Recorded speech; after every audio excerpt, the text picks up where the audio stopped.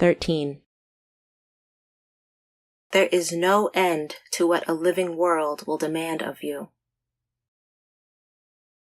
Earthseed, the books of the living.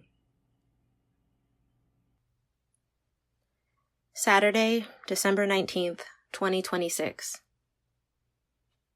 Today, Reverend Matthew Robinson, in whose church I was baptized, came to preach my father's funeral. Corey made the arrangements. There was no body, no urn. No one knows what happened to my father. Neither we nor the police have been able to find out. We're sure he's dead. He would find a way to come home if he were alive, so we're certain he's dead. No, we're not certain. We're not certain at all. Is he sick somewhere? Hurt? Held against his will for who knows what reason by who knows what monsters? This is worse than when Keith died. So much worse. As horrible as that was, we knew he was dead. Whatever he suffered, we knew he wasn't suffering anymore. Not in this world, anyway. We knew. Now we don't know anything. He is dead, but we don't know. The Dunns must have felt this when Tracy vanished. Crazy as they are, crazy as she was, they must have felt this. What do they feel now? Tracy never came back. If she's not dead, what must be happening to her outside? A girl alone only faced one kind of future outside. I intend to go out posing as a man when I go. How will they feel when I go? I'll be dead to them. To Corey, the boys, the neighborhood. They'll hope I'm dead, considering the supposed alternative. Thank Dad for my tallness and my strength. I won't have to leave Dad now. He's already left me. He was 57. What reason would strangers have for keeping a 57-year-old man alive? Once they robbed him, they would either let him go or kill him. If they let him go, he'd come home, walking, limping, crawling. So he's dead. That's that. It has to be.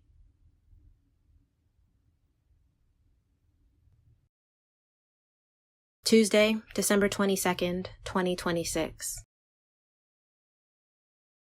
The Garfields left for Olivar today. Phillida, Jay, and Joanne. An armored KSF truck came from Olivar to collect them and their belongings. The adults of the community had all they could do to keep the little kids from climbing all over the truck and pestering the drivers to death. Most kids my brother's ages have never been close to a truck that runs. Some of the younger Moss kids have never seen a truck of any kind. The Moss kids weren't even allowed to visit the Giannis house back when the Giannis television still worked. The two guys from KSF were patient once they realized the kids weren't thieves or vandals. Those two guys with their uniforms, pistols, whips, and clubs looked more like cops than movers. No doubt they had even more substantial weapons in the truck. My brother Bennett said he saw bigger guns mounted inside the truck when he climbed onto the hood. But when you consider how much a truck that size is worth, and how many people might want to relieve them of it and its contents, I guess the weaponry isn't surprising. The two movers were a black and a white, and I could see that Corey considered that hopeful. Maybe Olivar wouldn't be the white enclave that Dad had expected. Corey cornered the black guy and talked to him for as long as he would let her. Will she try now to get us into Olivar? I think she will. After all, without Dad's salary, she'll have to do something. I don't think we have a prayer of being accepted. The insurance company isn't going to pay. Or not for a long time. Its people choose not to believe that Dad is dead. Without proof, he can't be declared legally dead for 7 years. Can they hold onto our money for that long? I don't know, but it wouldn't surprise me. We could starve many times over in 7 years, and Corey must know she alone can't earn enough in Olivar to feed and house us. Is she hoping to get work for me, too? I don't know what we're going to do. Joanne and I cried all over each other, saying goodbye. We promised to phone each other, to stay in touch. I don't think we'll be able to. It costs extra to call Olivar. We won't be able to afford it. I don't think she will either. Chances are, I'll never see her again. The people I've grown up with are falling out of my life, one by one.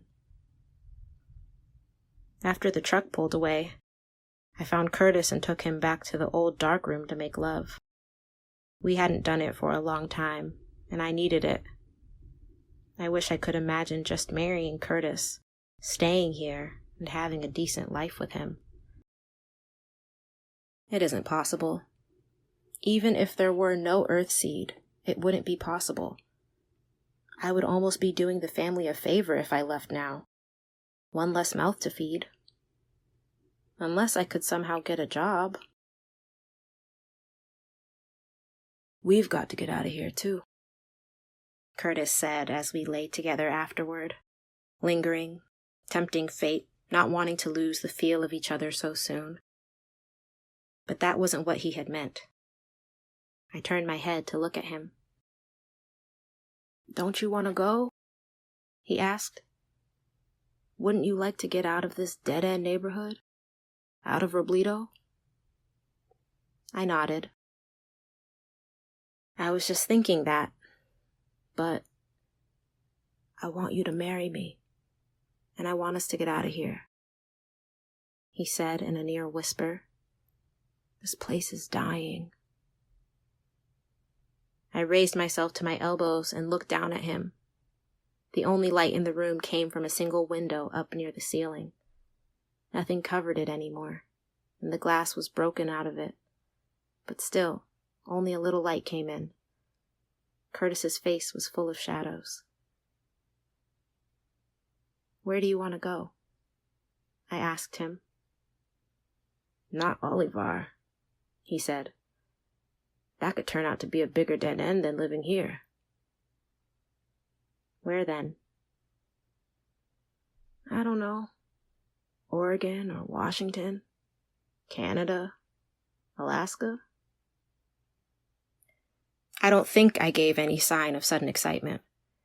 People tell me my face doesn't show them what I'm feeling. My sharing has been a hard teacher. But he saw something. You've already been thinking about leaving, haven't you? He demanded. That's why you won't talk about getting married. I rested my hand on his smooth chest. You were thinking about going alone? He grasped my wrist, seemed ready to push it away. Then he held on to it, kept it. You were just going to walk away from here and leave me? I turned so that he couldn't see my face, because now I had a feeling my emotions were all too obvious. Confusion, fear, hope. Of course I had intended to go alone, and of course I hadn't told anyone that I was leaving. And I had not decided yet how Dad's disappearance would affect my going. That raised frightening questions. What are my responsibilities? What will happen to my brothers if I leave them to Corey? They're her sons, and she'll move the earth to take care of them, keep them fed and clothed and housed. But can she do it alone? How? I want to go, I admitted, moving around, trying to be comfortable on the pallet of old sleep sacks that we had put down on the concrete floor. I plan to go. Don't tell anyone. How can I if I go with you? I smiled, loving him. But Corey and my brothers are going to need help, I said. When my father was here, I planned to go next year when I'm 18. Now, I don't know. Where were you going? North. Maybe as far as Canada. Maybe not. Alone? Yeah. Why? Why alone, he meant. I shrugged. I could get killed as soon as I leave here. I could starve. The cops could pick me up. Dogs could get me. I could catch a disease. Anything could happen to me. I've thought about it.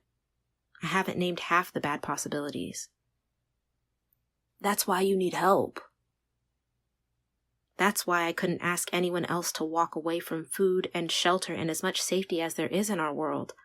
To just start walking north and hope you wind up someplace good? How could I ask that of you? It's not that bad. Farther north, we can get work. Maybe. But people have been flooding north for years. Jobs are scarce up there too. And state lines and borders are closed. There's nothing down there. I know. So how can you help Corey and your brothers? I don't know. We haven't figured out what to do. So far, nothing I've thought of will work. They'd have more of everything if you left. Maybe. But Curtis, how can I leave them? Could you walk away and leave your family, not knowing how they would manage to survive? Sometimes I think so, he said. I ignored that. He didn't get along very well with his brother Michael, but his family was probably the strongest unit in the neighborhood. Take on one of them, and you've got to deal with them all. He would never walk away from them if they were in trouble. Marry me now, he said. We'll stay here and help your family get on its feet. Then we'll leave.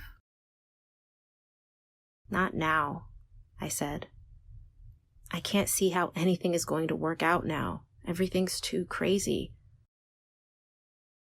And what? You think it's going to get sane? It's never been sane. You just have to go ahead and live, no matter what. I didn't know what to say, so I kissed him. But I couldn't distract him. I hate this room, he said. I hate hiding to be with you, and I hate playing games. He paused. But I do love you. Damn, sometimes I almost wish I didn't. Don't wish that, I said. He knew so little about me, and he thought he knew everything. I'd never told him about my sharing, for instance. I'll have to before I marry him. If I don't, when he finds out, he'll know I didn't trust him enough to be honest with him. And not much is known about sharing. Suppose I pass it on to my kids. Then there's Earthseed. I'll have to tell him about that. What will he think? That I've gone crazy? I can't tell him. Not yet. We could live at your house, he said. My parents would help out with food. Maybe I could find some kind of job. I want to marry you, I said. I hesitated, and there was absolute silence. I couldn't believe I'd heard myself say such a thing. But it was true. Maybe I was just feeling bereft.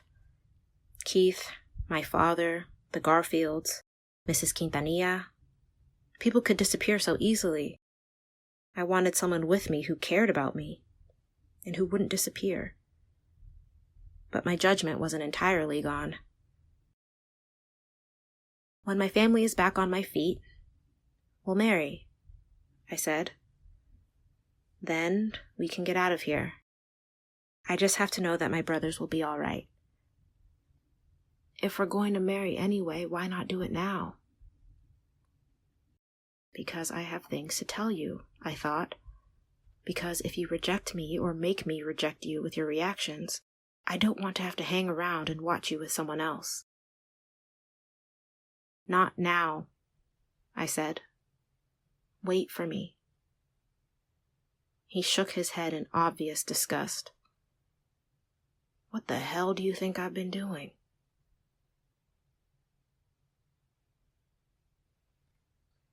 Thursday, December 24th, 2026. It's Christmas Eve. Last night, someone set fire to the Payne Parish house. While the community tried to put out the fire, and then tried to keep it from spreading, 3 other houses were robbed. Ours was one of the 3. Thieves took all our store-bought food: wheat flour, sugar, canned goods, packaged goods.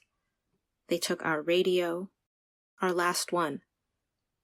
The crazy thing is, before we went to bed, we had been listening to a half-hour news feature about increasing arson.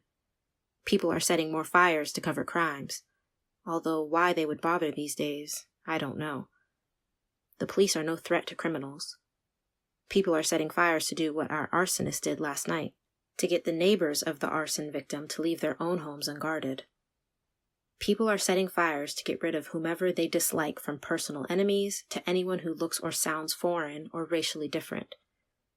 People are setting fires because they're frustrated, angry, hopeless. They have no power to improve their lives, but they have the power to make others even more miserable. And the only way to prove to yourself that you have power is to use it.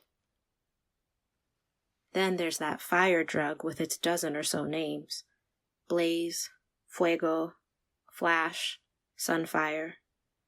The most popular name is pyro, short for pyromania. It's all the same drug, and it's been around for a while. From what Keith said, it's becoming more popular. It makes watching the leaping, changing patterns of fire a better, more intense, longer-lasting high than sex. Like Paracetamol, my biological mother's drug of choice, pyro screws around with people's neurochemistry. But Paracetamol began as a legitimate drug intended to help victims of Alzheimer's disease. Pyro was an accident. It was a homebrew, a basement drug invented by someone who was trying to assemble one of the other higher-priced street drugs. The inventor made a very small chemical mistake and wound up with pyro. That happened on the East Coast and caused an immediate increase in the number of senseless arson fires, large and small. Pyro worked its way west without making nearly as much trouble as it could have. Now its popularity is growing. And in dry as straw Southern California, it can cause a real orgy of burning. "My God," Corey said when the radio report was over, and in a small, whispery voice, she quoted from the book of Revelation. "Babylon the Great is fallen, and is become the habitation of devils. And the devils set fire to the Payne Parish house." At about 2 a.m., I woke to the jangling of the bell. Emergency! Earthquake, fire, intruders. But there was no shaking, no unfamiliar noise, no smoke. Whatever was happening, it wasn't at our house. I got up, threw clothing on, debated for a second whether to snatch my survival pack, then left it. Our house didn't seem to be in immediate danger. My pack was safe in the closet, mixed in among blankets and bundles of old clothes. If I had to have it, I could come back and snatch it in seconds. I ran outside to see what was needed, and saw at once. The Payne Parish house was fully involved, surrounded by fire. One of the watchers on duty was still sounding the alarm. People spilled from all the houses, and must have seen as I did that the parish house was a total loss. Neighbors were already wetting down the houses on either side. A live oak tree, one of our huge, ancient ones, was afire. There was a light wind blowing, swirling bits of burning leaves and twigs into the air and scattering them. I joined the people who were beating and wetting the grounds. Where were the Paynes? Where was Wardell Parish? Had anyone called the fire department? A house full of people, after all. It wasn't like a burning garage. I asked several people. Kayla Talcott said she had called them. I was grateful and ashamed. I wouldn't have asked if Dad were still with us. One of us would have just called. Now we couldn't afford to call. No one had seen any of the Paynes. Wardell Parrish I found in the Giannis yard, where Corey and my brother Bennett were wrapping him in a blanket. He was coughing so much that he couldn't talk, and wearing only pajama pants. "Is he okay?" I asked. "He breathes in a lot of smoke," Corey said.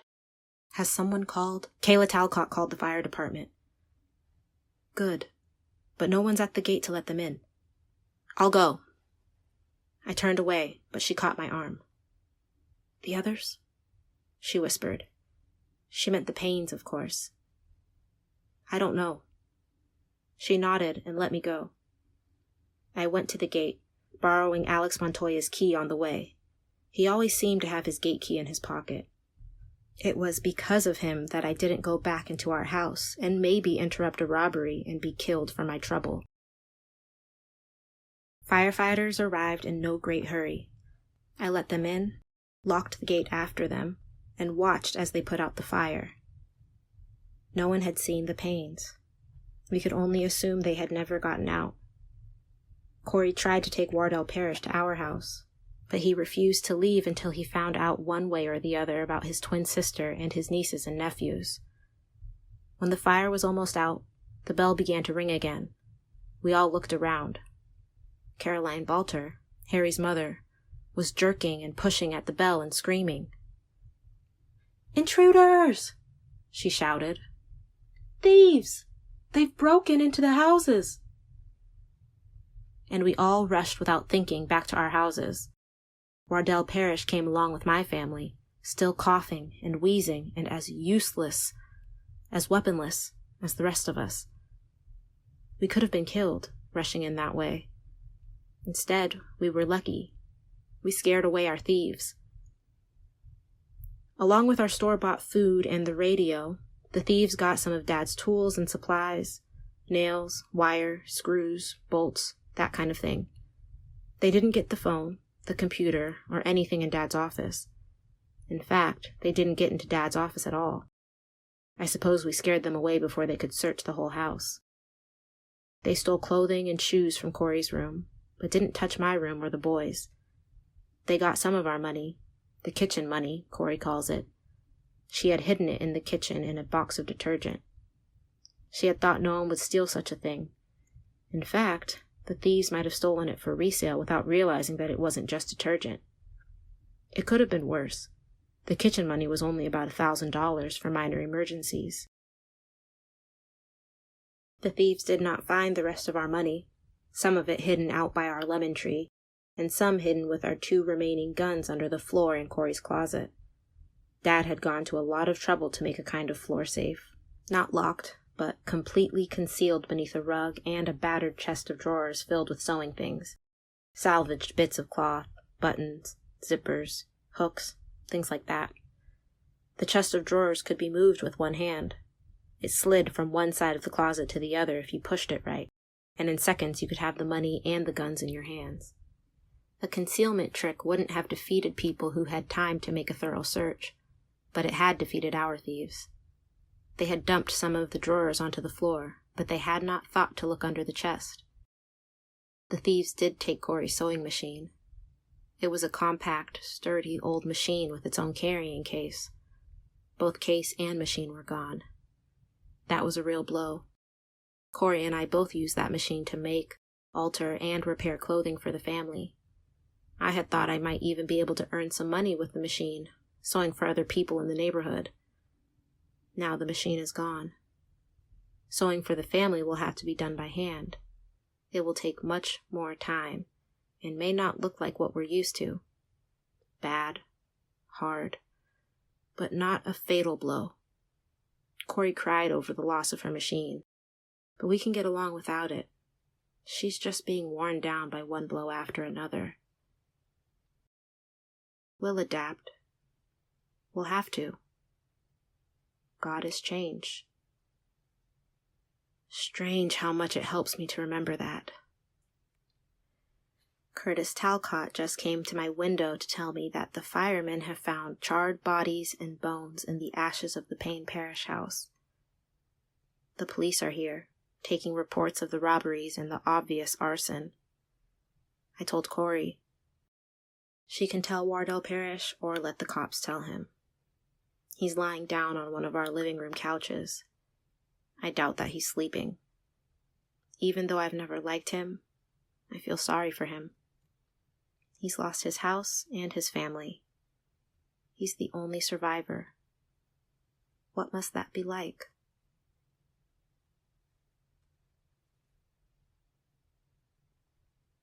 Tuesday, December 29th, 2026.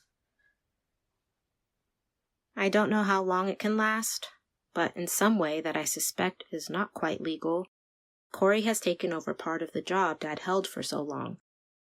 She'll give the classes Dad gave. With the computer hookups we have already in place, she'll issue assignments, receive homework, and be available for phone and compute conferences. The administrative part of Dad's work will be handled by someone else who can use the extra money, and who is willing to show up at the college more often than once or twice a month. It will be as though Dad were still teaching, but had decided to give up his other responsibilities. Corey has arranged this by pleading and begging, by crying and cajoling and calling in every favor and every friend she could think of. People at the college know her. She taught there before Bennett's birth, before she saw the need here and began the front room school that serves all the children of the neighborhood. Dad was all for her quitting the college because he didn't want her going back and forth outside, exposed to all the dangers that involved. The neighbors pay a per-kid fee, but it isn't much. No one could support a household on it. Now Corey will have to go outside again. She's already drafting men and older boys in the neighborhood to escort her when she has to go out. There are plenty of unemployed men here, and Corey will be paying them a small fee. So, in a few days, the new term will start, and Corey will do Dad's work, while I do her work. I'll handle the school with help from her and from Russell Dory, Joanne and Harry's grandfather. He used to be a high school math teacher. He's been retired for years, but he's still sharp. I don't think I need his help, but Corey does, and he's willing, so that's that. Alex Montoya and Kayla Talcott will take over Dad's preaching and other church work. Neither is ordained, but both have substituted for Dad in the past. Both have authority in the community and the church. And, of course, both know their Bible. This is how we will survive and hold together. It will work. I don't know how long it will last, but for now, it will work. Wednesday, December 30th, 2026. Wardell Parrish has finally dragged himself back to his people, to the part of his family that he lived with before he and his sister inherited the Sims house. He's stayed with us since his sister and all her children were killed. Corey gave him some of Dad's clothes, which were too big for him, much too big. He wandered around, not talking, not seeming to see anything, not eating enough. Then yesterday he said, like a little boy, I want to go home. I can't stay here. I hate it here. Everyone's dead. I have to go home. So today, Wyatt Talcott, Michael, and Curtis escorted him home. Poor man. He's years older than he was a week ago. I think he may not live much longer.